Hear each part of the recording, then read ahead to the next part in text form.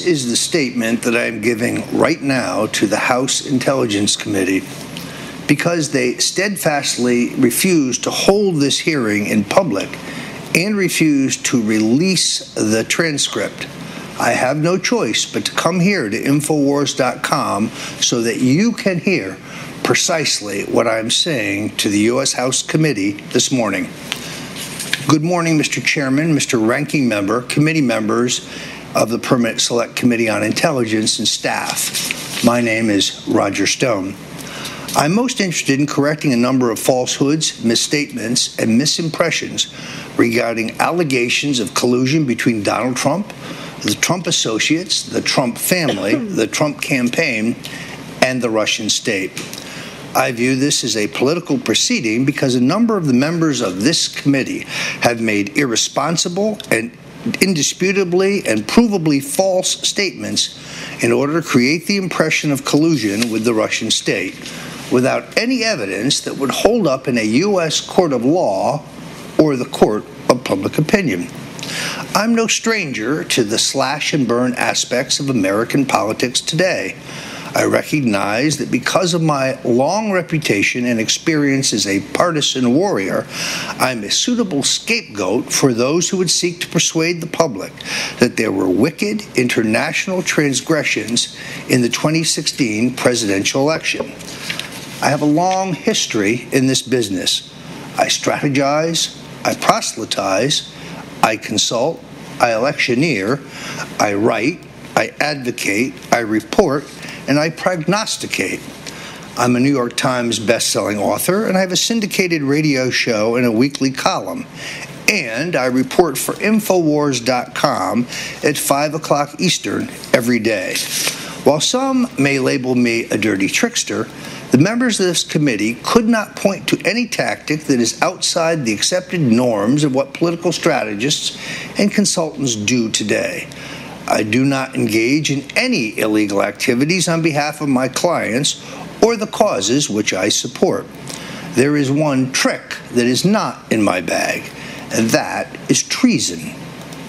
As someone whose political activism was born from the anti-communism of Senator Barry Goldwater and President Ronald Reagan, and whose freedom-seeking family members were mowed down by Russian tanks on the streets of Budapest in 1956, I deeply resent any allegation that I would collude with the oppressive Russian state to affect the outcome of the 2016 election.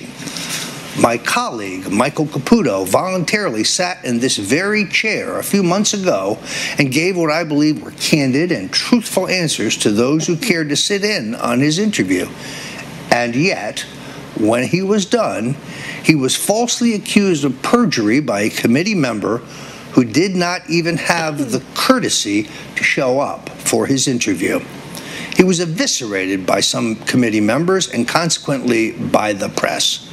The most unfair aspect of this turn of events and the behavior of some committee members is that this committee refuses, to this day, to release the transcripts of his testimony for the world to read and judge for themselves.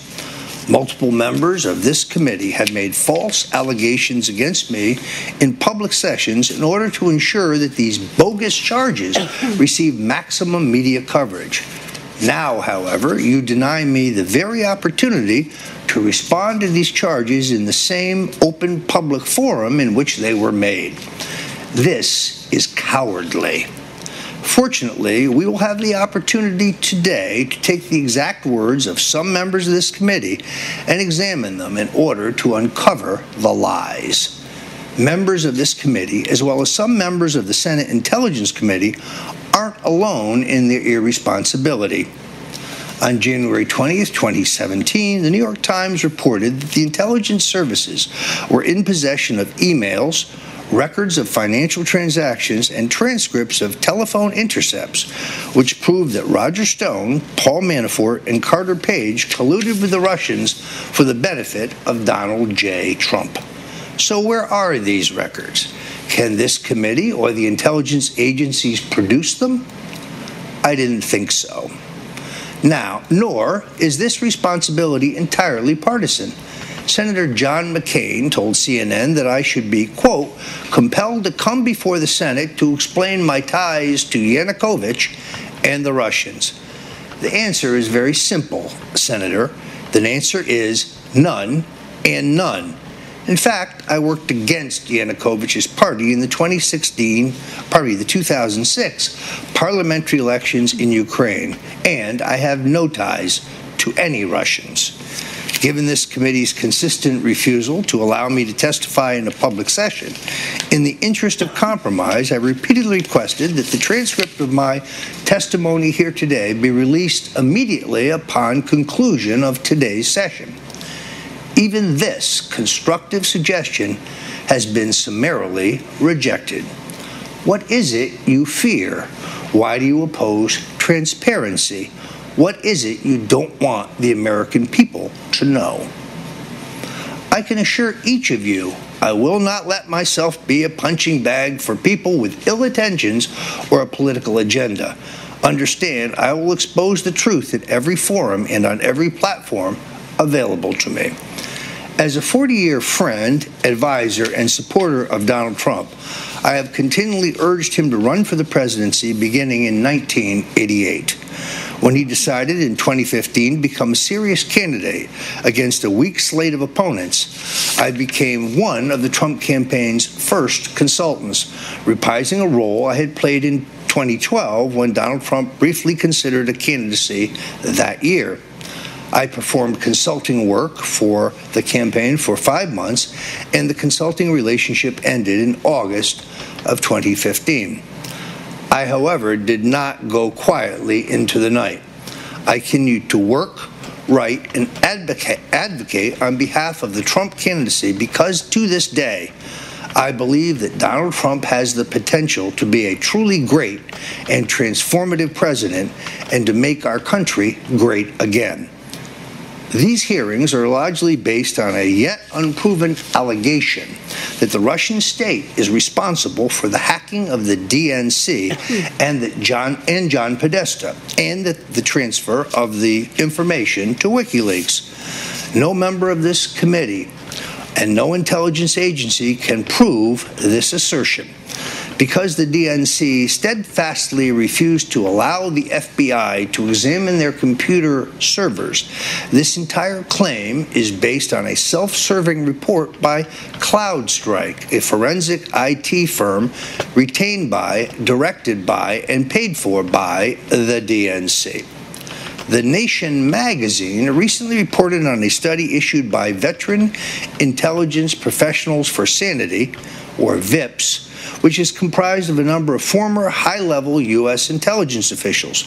Based on their study, the Nation concluded, and I quote, "There was no hack of the Democratic National Committee system on July 5th, 2016, not by the Russians and not by anyone else.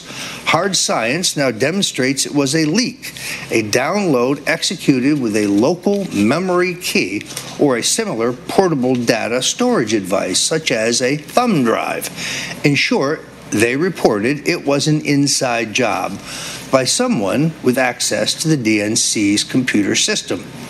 This casts serious doubt on the alleged initial hack that led to the very consequential publication of a large store of documents by WikiLeaks last summer. Additionally, these unproven allegations have led to a frivolous lawsuit filed by former Obama administration lawyers against me and the Trump campaign. In my motion to dismiss, I submitted a sworn declaration from Dr. Virgil Griffith, a cognitive computer graduate from the California Institute of Technology, who questioned the unproven assumption that Russian hackers are responsible for the theft of DNC emails and other data. I recognize that those who believe there was collusion between the Trump camp and the Russian state now say Stone must have been involved, but that is not based on one shred of evidence. This is nothing more than conjecture, supposition, projection, allegation, and yes, coincidence, none of it proven by evidence of fact.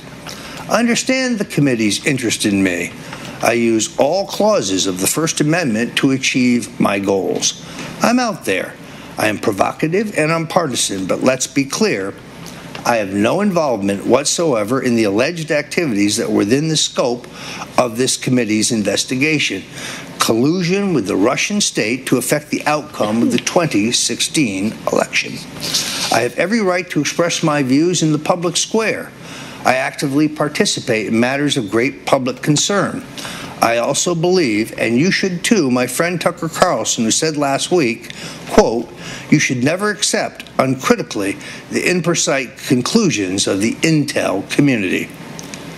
The mantra-like repetition of the theme by our vaunted 17 intelligence agencies that the Russians colluded with the Trump campaign to affect the 2016 election does not make it so. These are, after all, the very same people who insisted that North Korea would not be able to launch a viable rocket for 3 to 5 years, that insisted Saddam Hussein was in possession of weapons of mass destruction, there was no torture at Abu Ghraib prison, and the government had no metadata collection program, at least until Edward Snowden revealed otherwise. Our intelligence agencies have become politicized. I realize that they are deeply unhappy over President Trump's refusal to expand the proxy war in Syria and their failure to obtain the no-fly zone promised to them by Hillary Clinton, which would have been an open invitation to World War III. That the intelligence agencies have continued to leak to the detriment of President Trump in violation of the law is proof positive of their politicization. Members of this committee have made 3 basic assertions against me, which must be rebutted here today. The charge that I knew in advance about and predicted the hacking of Clinton campaign chairman John Podesta's email, that I had advanced knowledge of the source or actual content of the WikiLeaks disclosures regarding Hillary Clinton, or that my now public exchange with a persona that our intelligence agencies claim but cannot prove is a Russian asset is anything but innocuous and are entirely false. Again, such assertions are conjecture, supposition, projection, and allegations, but none of them are facts. For example, Mr. Schiff, the ranking member of this committee, asked, is it a coincidence that Roger Stone predicted that John Podesta would be the victim of a Russian hack and have his private emails published, and did so even before Mr. Podesta himself was fully aware that his private emails would be exposed? To be clear, I never made any such prediction. I want to know where I predicted this. Can Mr. Schiff read us the exact quote and source from which I predicted the hacking of Podesta's email?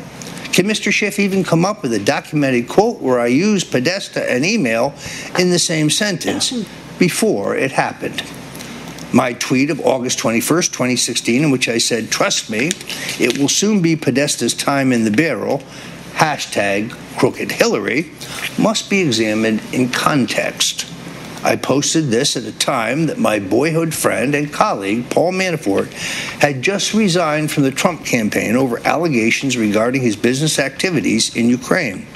I thought it manifestly unfair that Podesta not be held to the same exact standard.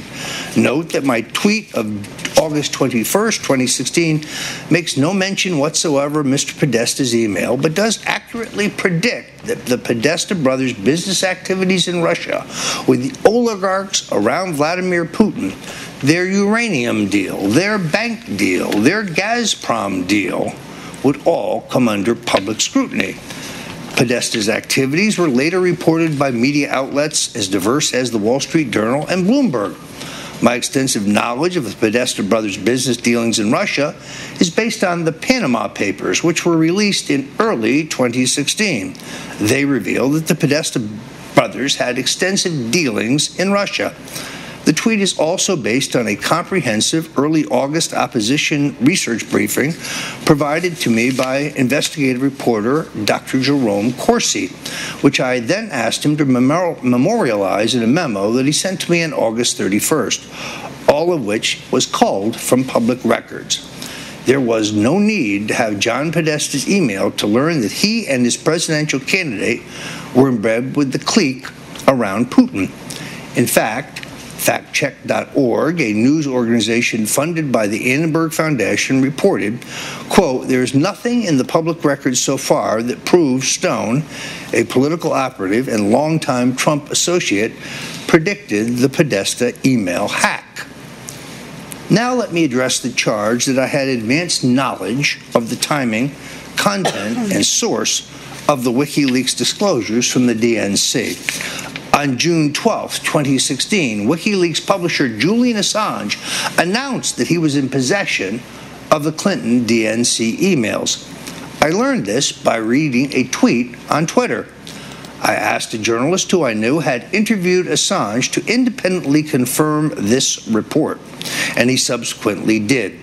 The journalist assured me that WikiLeaks would release this information in October and continued to assure me of this throughout the balance of August and all of September. This information proved to be exactly correct and accurate. I referred publicly to this journalist as an intermediary, go-between, and mutual friend. All of these monikers are equally true. In the March 20th public session of this committee, Mr. Schiff asked former FBI Director Comey, "Are you aware that Mr. Stone also stated publicly that he was in direct communication with Julian Assange and WikiLeaks?" The way the question was asked was clearly designed to cast me in a bad light. Yet I have never said or written that I had any direct communications with Julian Assange, and have always clarified in numerous interviews and speeches that my communications with WikiLeaks was through the aforementioned journalist. Again, Mr. Schiff is guilty of a false assertion. The fact is that during the March 20th Comey hearing, and many times subsequently, members of this committee and even the Democratic nominee for president felt that they could go into the public square and make similar charges without any substantiation or basis of fact. Mr. Heck of Washington, for example, said, "We've heard quite a few individuals in the Trump orbit who fell somewhere on the spectrum of mere naivete, disturbing enough if this naivete is a feature of those who were supposed to be running our country and foreign policy, to unwitting Russian dupes, to willing blindness, to active coordination. This rogues gallery includes already fired Roger Stone, advisor to Donald Trump." This is the worst kind of McCarthyism by Mr. Heck. To be clear, I have never represented any Russian clients, have never been to Russia, and never had any communications with any Russians or individuals fronting for Russians in connection with the 2016 presidential election. To pile on, in an interview on MSNBC on May 19, 2017, Congresswoman Jackie Speier of this committee felt compelled to say, quote, "I believe that Michael Caputo is part of a cabal, including Roger Stone and Paul Manafort and others, who had business relationships in Russia. No, Congresswoman, I've never had any business relationships in Russia or with any Russian entity. You have lied and accused me without evidence. You should apologize today." One more apology I would demand in public if she were here today is from the presidential runner-up, the queen of sour grapes, Hillary Clinton. Following the lead of the minority members of this committee in her new fictional book, she repeats the same false narratives about me as if they were the truth, yet they could not be further from the truth. And then there's Congressman Eric Swalwell, who is reported in Newsmax said, "Mr. Roger Stone, we hope to learn the same things we learned from Paul Manafort, Carter Page, Don Trump Jr., and others who were particularly active in their dealings with the Russians during the summer of 2016. Has Mr. Swalwell read my exchange with the Twitter persona, which he alleges constitutes collusion? The exchange is innocuous at best. Since I had no other contact with any Russians, what else could he be referring to? Finally, let me fully address this limited, benign, and now entirely public exchange with a persona on Twitter calling themselves Goosefer 2.0. While some in the intelligence community have claimed that Guccifer 2.0 is a Russian cutout and that he or it is responsible for the hacking of the DNC, neither of these assertions can be proven by this committee or the aforementioned intelligence community. I wrote in an article for Breitbart on August 5th, 2016, in which I expressed my view that Guccifer 2.0 was not a Russian asset, at the same time reporting his claim, taking credit for hacking the DNC. My only exchange with Guccifer would begin in August 14th, 2016, after my article appeared, and ran through September 9th, 2016. Imagine my deep disappointment when Mr. Schiff purposely conflated these dates before this committee, reversing them to create the impression that I had communicated with Guccifer 2.0 prior to the publication of the article questioning whether Guccifer was a Russian cutout. Shame on you, Mr. Schiff. You lied. Now that more information is in the public domain, the very question of whether Guccifer hacked the DNC must be revisited in light of the VIP's report cited by The Nation. As they concluded, and I quote, "Forensic investigation of documents made public 2 weeks prior to the July 5th leak by the person or entity known as Guccifer 2.0 show that they were fraudulent. Before Guccifer posted them, they were adulterated by cutting and pasting them into a blank template that had Russian as its default language. Guccifer took responsibility on June 15th for an intrusion in the DNC reported on June 14th and professed to be a WikiLeaks source, claims essential to the official narrative implicating Russia in what was soon cast as an extensive hacking operation. To put the point simply, forensic science now devastates this narrative. I am left to conclude that the president is right when he calls this congressional investigation a witch hunt. Based on what we now know, it is clear that there was a foreign nation which was colluding with a presidential campaign in an attempt to affect the outcome of the 2016 election. Therefore, I strongly urge this committee to invest the numerous publicly documented contacts between Ukraine and the Clinton campaign, particularly in light of recent public reports that Ukraine is now providing sophisticated missile technology to North Korea. Please do not continue to perpetuate falsehoods here today. I now am prepared to take your questions. Thank you.